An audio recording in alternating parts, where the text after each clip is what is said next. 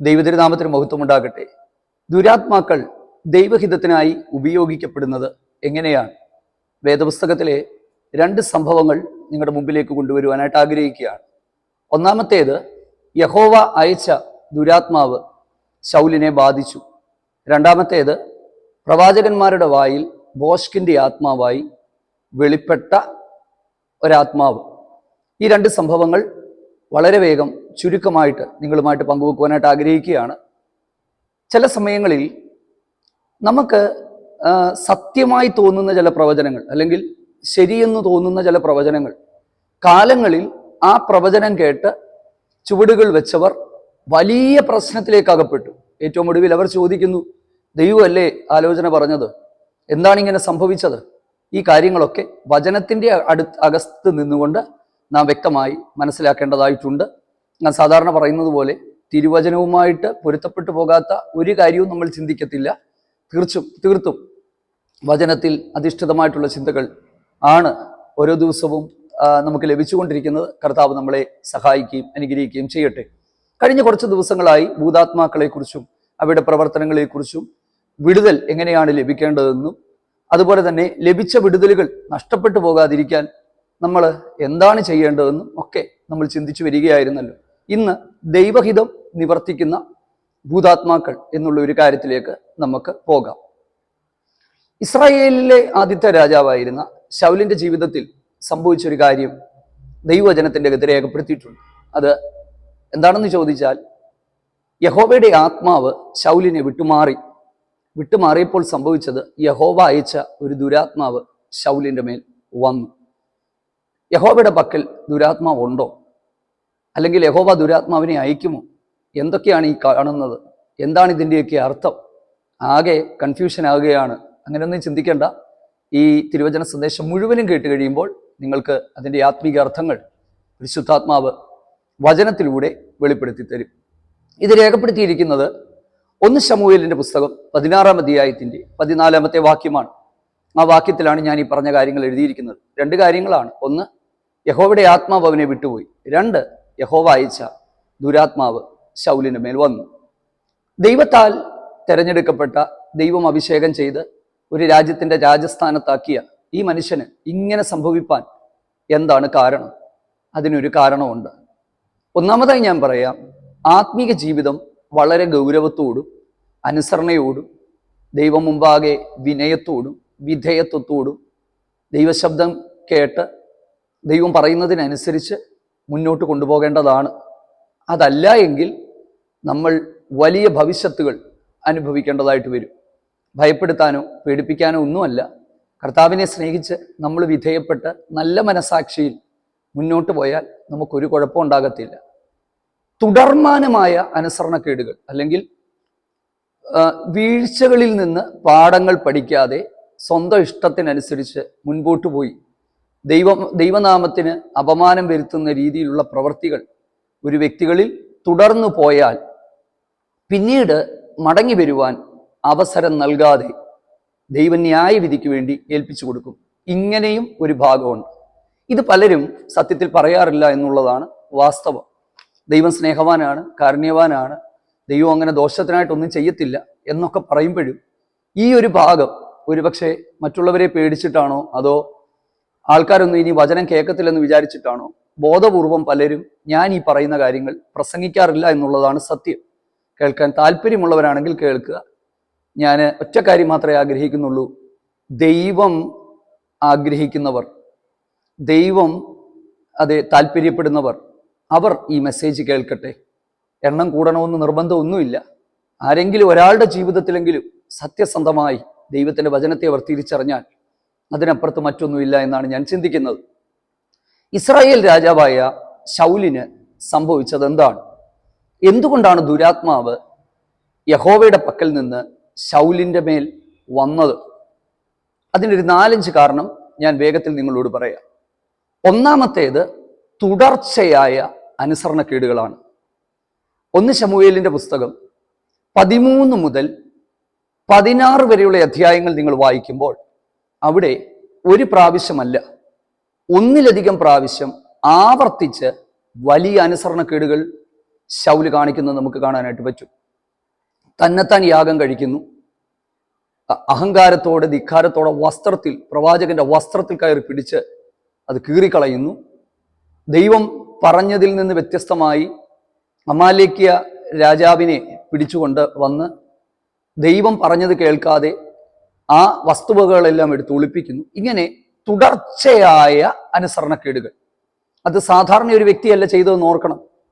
ഒരു രാജ്യത്ത് ദൈവത്തിന്റെ പ്രതിനിധിയായി രാജസ്ഥാനത്ത് ദൈവമാക്കിയവൻ, മറ്റുള്ളവർക്ക് മാതൃകയാകേണ്ടുന്നവൻ, മറ്റുള്ളവരെ യഥാർത്ഥമായ ദൈവികതയിലേക്ക് നയിക്കേണ്ടുന്നവൻ, പരാജയങ്ങളിൽ നിന്ന് പാഠങ്ങൾ പഠിക്കാതെ സ്വന്തം ഇഷ്ടത്തിനും അതേ താല്പര്യത്തിനുമൊക്കെ വിധേയപ്പെട്ട് ആർക്കും കീഴടങ്ങാതെ വിനയമില്ലാതെ അഹങ്കാരിയായി തുടർച്ചയായി പാപങ്ങൾ ചെയ്തപ്പോൾ ആ രാജസ്ഥാനത്ത് നിന്ന് ആ വ്യക്തിയെ നീക്കിക്കളയുവാൻ ദൈവം ചെയ്ത കാര്യമാണ് തൻ്റെ ആത്മാവിനെ എടുത്തു കളഞ്ഞു.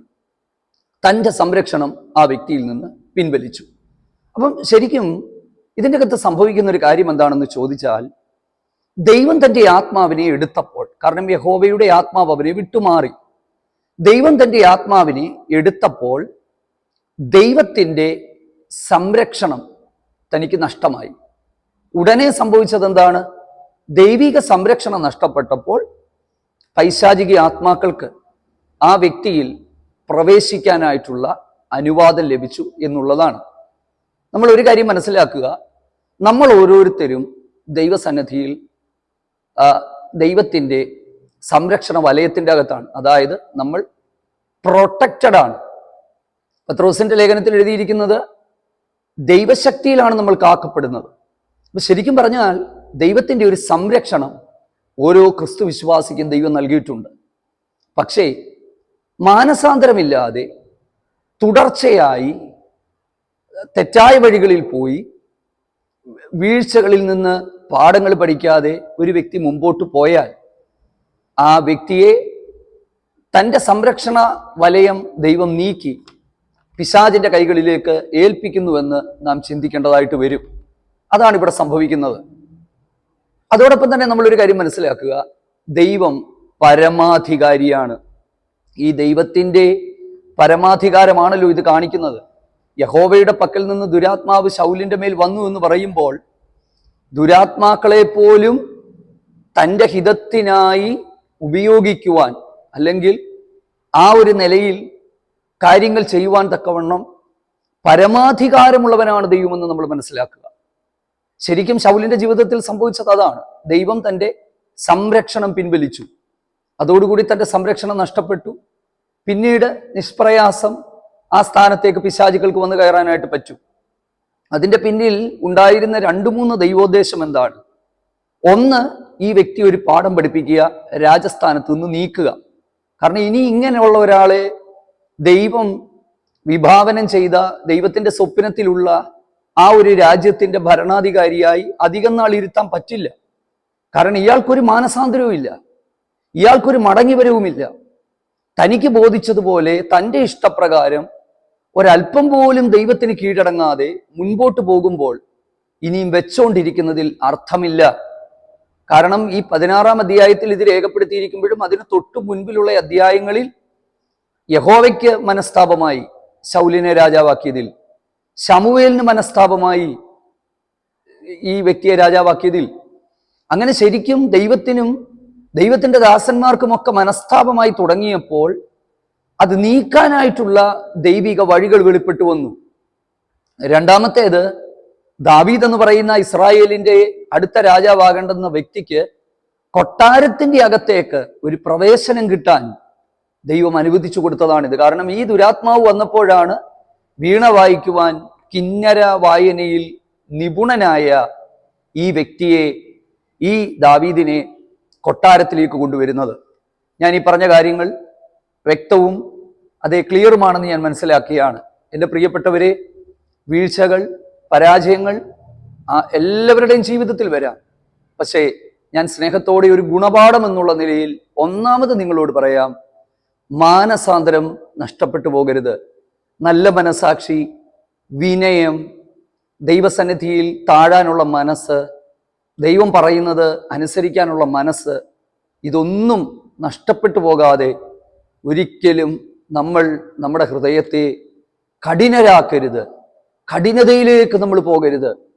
അങ്ങനെ കഠിനതയിലേക്ക് നമ്മൾ പോയാൽ ഇങ്ങനെയുള്ള കാര്യങ്ങൾ സംഭവിക്കുവാൻ സാധ്യത വളരെ കൂടുതലാണ് എന്നുള്ളത് നമ്മൾ മനസ്സിലാക്കുക.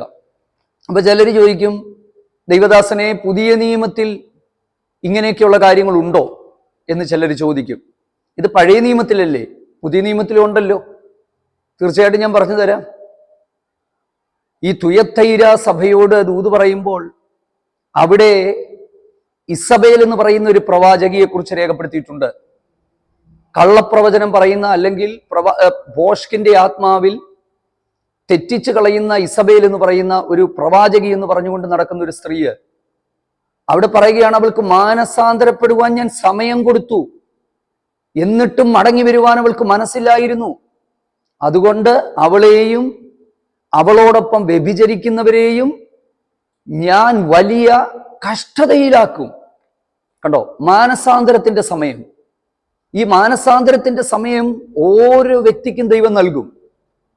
നമ്മളെ ജീവിതാനുഭവങ്ങളിൽ നിന്ന്, ആത്മീയ അനുഭവങ്ങളിൽ നിന്ന്, വീഴ്ചകളിൽ നിന്ന് പാഠങ്ങൾ പഠിച്ചുകൊണ്ട് അതേ ഒരു ആത്മീകമായ ജീവിതത്തെ കെട്ടിപ്പടുക്കുവാൻ, ദൈവം ആഗ്രഹിക്കുന്ന നിലയിലുള്ള ഒരു ആത്മീക അനുഭവത്തിലേക്ക് പോകുവാൻ നമ്മൾ തയ്യാറാകേണ്ടുന്നത് ഏറ്റവും അനിവാര്യമാണ്.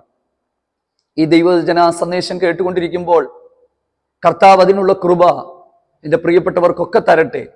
ഏത് സാഹചര്യത്തിൽ വീണുപോയവരെങ്കിലും മടങ്ങി വരുവാനുള്ള സമയത്തെ നഷ്ടപ്പെടുത്തി കളയാതെ ഒരുപക്ഷെ ഈ മെസ്സേജിലൂടെയും കർത്താവിന് നിങ്ങളോട് സംസാരിപ്പാനായിട്ടുണ്ട് എന്ന് ഞാൻ വിശ്വസിക്കുകയാണ്.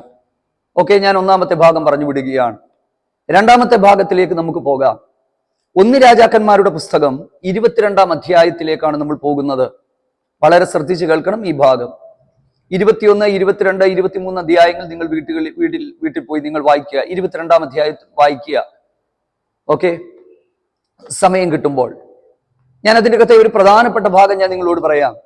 22-ാം അധ്യായത്തിന്റെ 20 മുതൽ 22 വരെയുള്ള വാക്യങ്ങളിൽ ഒരാത്മാവ് വന്ന് ദൈവം മുമ്പിൽ നിന്നിട്ട് പറയുകയാണ്, ഞാൻ പ്രവാചകന്മാരുടെ മുമ്പിൽ വായിൽ ഭോഷ്കിന്റെ ആത്മാവായി മാറാൻ പോവുകയാണ്. എന്താണ് ആ സംഭവം എന്ന് പറയുന്നത്? വളരെ ചുരുക്കമായിട്ട് ഞാൻ പറയാം. 2 രാജാക്കന്മാരെ ഞാൻ നിങ്ങൾക്ക് പരിചയപ്പെടുത്താം. ഒന്ന് ഇസ്രായേൽ രാജാവായ ആഹാബ്, രണ്ടാമത്തേത് യഹൂദ രാജാവായ യഹോശാഫാത്ത്. ഇവർ 2 പേരാണ്. ഈ രാഷ്ട്രം 2ആയി നിലകൊള്ളുകയാണ്. ഇതിന്റെ കാരണങ്ങൾ ഞാൻ പറഞ്ഞു. ശലോമോന് ശേഷമാണ് ഇസ്രായേൽ എന്ന് പറയുന്ന രാജ്യം 2ആയി വിഭജിക്കപ്പെട്ടത്.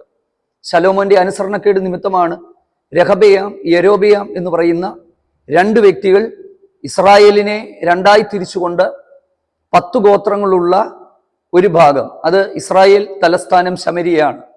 രണ്ടാമത്തേത് 2 ഗോത്രങ്ങളുള്ള യഹൂദ തലസ്ഥാനം യെരുശലേമാണ്.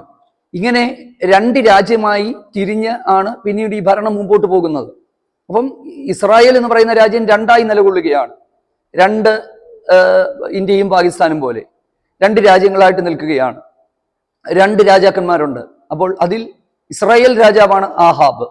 ആഹാബിനെ നിങ്ങൾക്ക് പരിചയമുള്ള ആളാണല്ലോ. ആഹാബിനെ കുറിച്ച് പറയുന്നത്, ഈ ആഹാബ് മഹാദുഷ്ടനായിരുന്നു.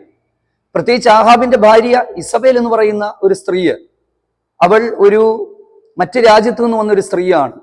അതുകൊണ്ട് തന്നെ അവൾ ജനത്തെ വഷളത്വത്തിലേക്കും അന്ധവിശ്വാസങ്ങളിലേക്കും കൊണ്ടുപോകാൻ മുന്നിൽ നിന്നവളാണ്. അതിൻ്റെ അകത്തൊരു ആത്മീക ദൂതുണ്ട്. ഒരു കുടുംബജീവിതം കെട്ടിപ്പടുക്കുവാനായി തീരുമാനമെടുക്കുമ്പോൾ സ്വയമായി തെരഞ്ഞെടുക്കാതെ ദൈവത്തോട് ആലോചന ചോദിച്ച് ദൈവം തരുന്നത് മാത്രം തെരഞ്ഞെടുക്കണം. നമ്മുടെ കുഞ്ഞുങ്ങളെ അത് പഠിപ്പിക്കണം. വചനത്തിലൂടെ നമ്മളത് പറഞ്ഞു കൊടുക്കണം. അങ്ങനെ സ്വന്തമായി പോയി തെരഞ്ഞെടുത്ത ഇസബേൽ ആഹാബിന് തലവേദനയായി. ഏറ്റവും ഒടുവിൽ ആഹാബും ഒരു അധപ്പതിച്ച അവസ്ഥയിലേക്ക് പോയി. ആ രാജ്യം മുഴുവനും വലിയ നാശത്തിലേക്ക് പോവുകയാണ്. അങ്ങനെ പൊക്കൊണ്ടിരിക്കുന്ന സമയത്താണ് തൊട്ടിപ്പുറത്ത് സമാന്തരമായി ഭരിച്ചുകൊണ്ടിരുന്നയാളാണ് യഹോശാഫാത്ത്. അദ്ദേഹത്തെ കുറിച്ച് പറയുന്ന, അദ്ദേഹം നല്ലൊരു മനുഷ്യനായിരുന്നു. യഹോശാഫാത്ത് ദൈവത്തിൽ ആശ്രയിക്കുകയും ദൈവം പറഞ്ഞത് കേട്ട് മുമ്പോട്ട് പോവുകയും ഒക്കെ ചെയ്ത വ്യക്തിയാണ്. അദ്ദേഹത്തിന്റെ സംഭവ ചരിത്രങ്ങൾ വചനത്തിനകത്ത് എഴുതിയിട്ടുണ്ട്. പക്ഷേ ധനവും പ്രതാപവും ഒക്കെ ഈ യഹോശാഫാത്തിന് വർദ്ധിച്ചപ്പോൾ ഒരു ചെറിയ മിസ്റ്റേക്ക് പറ്റിയത് എന്താണെന്നറിയാമോ? ഇസ്രായേൽ രാജാവിനോട് സംബന്ധം കൂടി. ഞാൻ പറയാം, നമ്മുടെ ജീവിതത്തിൽ കഷ്ടതകളും വേദനകളും ഒക്കെ വരുമ്പം നമ്മൾ കരയുകയും പ്രാർത്ഥിക്കുകയും ദൈവത്തിൽ ആശ്രയിക്കുകയും ചെയ്യും. പക്ഷെ പണവും പ്രതാപവും സമ്പത്തും ഒക്കെ വർദ്ധിക്കുമ്പോൾ എന്തുമാകാം ഏതുമാകാം എന്നുള്ള ചിന്തയിലേക്ക് നമ്മൾ മാറും. അങ്ങനെ ഈ യഹോശാഫാത്ത് ആഹാബിനോട് പറയുകയാണ്, എൻ്റെ രാജ്യവും നിന്റെ രാജ്യവും ഒരുപോലെയാണ്, എൻ്റെ ജനവും നിന്റെ ജനവും ഒരുപോലെയാണ്, എൻ്റെ സൈന്യവും നിന്റെ സൈന്യവും ഒരുപോലെയാണ്. നോക്കിക്കേ, ഒരിക്കലും പറയാൻ പാടില്ല. കാരണം ആഹാബ് എന്ന് പറയുന്ന വ്യക്തി അന്യാരാധനയിൽ ദൈവത്തിൽ നിന്നെല്ലാം അകന്ന് ദൈവക്രോധത്തിൽ ജീവിക്കുമ്പോൾ പറയുക, നമ്മളെല്ലാം ഒന്നാണ്, നമ്മളെല്ലാം ഒരുപോലാണ്. ഇങ്ങനെ ആ ഒരു വേർപാടും ആ ഒരു വിശുദ്ധിയും ഒക്കെ നഷ്ടപ്പെട്ട അവസ്ഥയിൽ ഇവർ തമ്മിൽ സംബന്ധം കൂടി. അങ്ങനെ ഇരിക്കെ ഗിലെയാദിലെ റാമോത്ത് എന്ന് പറയുന്ന ഒരു സ്ഥലമുണ്ട്. ആ സ്ഥലം അരാം സൈന്യം പിടിച്ചടക്കിയിരിക്കുമ്പോൾ അവരുടെ കയ്യിൽ നിന്ന് അത് തിരികെ പിടിക്കുവാൻ യുദ്ധം ചെയ്യാൻ പദ്ധതിയിട്ടു. യുദ്ധം ചെയ്യാൻ പദ്ധതി ഇടുന്നതിന് തൊട്ടു മുമ്പ് അവർ ദൈവത്തോട് ആലോചന ചോദിക്കാൻ തീരുമാനിച്ചു. പ്രവാചകന്മാരെ എല്ലാം കൂട്ടിവരുത്തി. 400 പ്രവാചകന്മാർ ഒന്നിച്ചു പറഞ്ഞു, പോയി യുദ്ധം ജയിക്കുമെന്ന് പറഞ്ഞു. 400 പ്രവാചകന്മാർ ഒന്നിച്ചു പറഞ്ഞു, പോയി യുദ്ധം ജയിക്കുമെന്ന് പറഞ്ഞു. അപ്പം ഈ യഹോശാഫാത്ത് പറയുകയാണ്, യഹോവയുടെ പ്രവാചകന്മാരായിട്ട് ആരുമില്ലേ? അങ്ങനെ മീഖയാവ് എന്ന് പറയുന്ന ഒരു പ്രവാചകനെ വിളിക്കുന്നു. ഇദ്ദേഹം ഒരു നല്ല പ്രവാചകനായിരുന്നു. അപ്പം ഇദ്ദേഹത്തോട് ചോദിച്ചു, ഞങ്ങൾ പോയി യുദ്ധം ചെയ്താൽ ജയിക്കുമെന്ന് ചോദിച്ചു. മീഖയാവ് പറഞ്ഞ് ജയിക്കും, പൊക്കോളാൻ പറഞ്ഞു. പക്ഷെ ഈ മീഖയാവിന്റെ ഒരു പ്രത്യേകത, ഇദ്ദേഹത്തിന്റെ പ്രവചനവും ഇദ്ദേഹത്തിന്റെ ശുശ്രൂഷകളും അന്നത്തെ കാലത്ത് ആർക്കും ഇഷ്ടമല്ല. കാരണം ഇദ്ദേഹം ഉള്ളത് പറയുന്ന ഒരാളായിരുന്നു. അപ്പം ഈ ചിലര് പറഞ്ഞു, അയാളോട് ചോദിക്കണ്ട, അദ്ദേഹം ശരിയായതൊന്നും പറയത്തില്ല. അപ്പം ഇദ്ദേഹത്തോട് ചോദിച്ചപ്പോൾ ഇദ്ദേഹം പോയി യുദ്ധം ചെയ്യാൻ പറഞ്ഞു. പക്ഷേ ഒന്നുകൂടെ ചോദിച്ചു, ഞങ്ങൾ യുദ്ധം ചെയ്താൽ ജയിക്കുവോ? അപ്പൊ ഇദ്ദേഹം പറഞ്ഞു, ജയിക്കില്ല. എന്താണ് കാരണം? മീഖയാവ് പറയുകയാണ്, മീഖയാവിനെ ദൈവം കാണിച്ചൊരു സ്വപ്നമുണ്ട്, അല്ലെങ്കിൽ ഒരു ദർശനമുണ്ട്. ആ കാഴ്ച എന്താണെന്ന് അറിയാമോ? സൈന്യങ്ങളുടെ യഹോവ സ്വർഗത്തിൽ നിൽക്കുന്നു. സൈന്യങ്ങളുടെ യഹോവയുടെ സകല സംഘവും ദൈവത്തിന്റെ വലതു ഭാഗത്ത് നിൽക്കുന്നു. ഉടനെ യഹോവയാം ദൈവം ചോദിക്കുകയാണ്, ഗിലെയാദിലെ റാമോത്തിലേക്ക് പോയി അതെ ഇവരെ വശീകരിക്കുവാൻ തക്കവണ്ണം ആർക്ക് ഇത് ചെയ്യാനായിട്ട് പറ്റും എന്ന് ചോദിക്കുകയാണ്. എഴുതിയിരിക്കുന്നത് 1 രാജാക്കന്മാർ 22:20.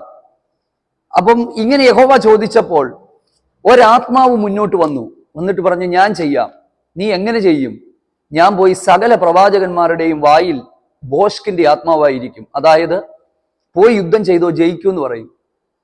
അങ്ങനെ ആ ഒരു ആത്മാവ് സകല പ്രവാചകന്മാരുടെയും നാവിൽ പോയി അതെ പ്രവചിച്ചു യുദ്ധം ചെയ്യുമെന്ന് പറഞ്ഞു. യുദ്ധത്തിൽ പോയി ആഹാബ് പടയിൽ പട്ടുപോയി. യഹോശാഫാത്തിനോട് ദൈവം കരുണ കാണിച്ചു. യഹോശാഫാത്ത് മടങ്ങി വന്നു. തന്റെ ജീവിതത്തിൽ കുറച്ച് കാര്യങ്ങൾ സംഭവിക്കുന്നു. സത്യം പറഞ്ഞാൽ ഈ ആഹാബ് എന്ന് പറയുന്ന വ്യക്തിയും ദൈവരാജ്യത്തിന് വിരോധമായി നിന്ന ഒരാളാണ്.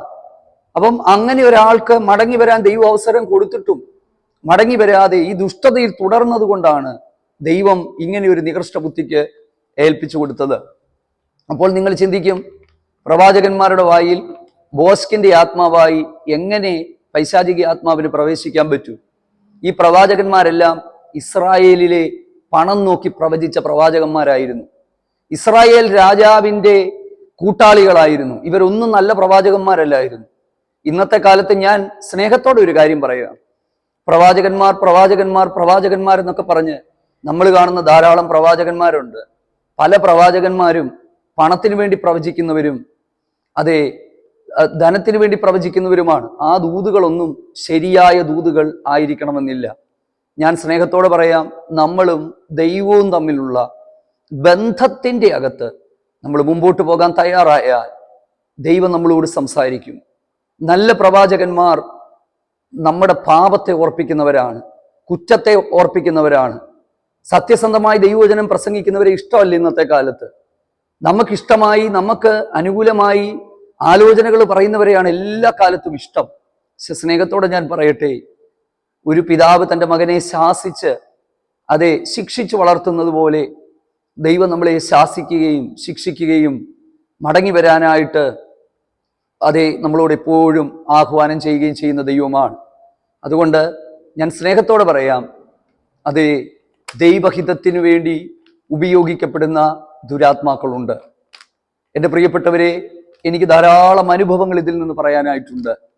വഷളത്വത്തിലും ലോകത്തിന്റെ മോഹങ്ങളിലും ഒക്കെ പോയവർ അവർ പോയി ഏറ്റവും ഒടുവിൽ അവരോട് തന്നെ ഈ ഒരു ദൈവാലോചന വരികയാണ്, ഇത് നല്ലതാണ്.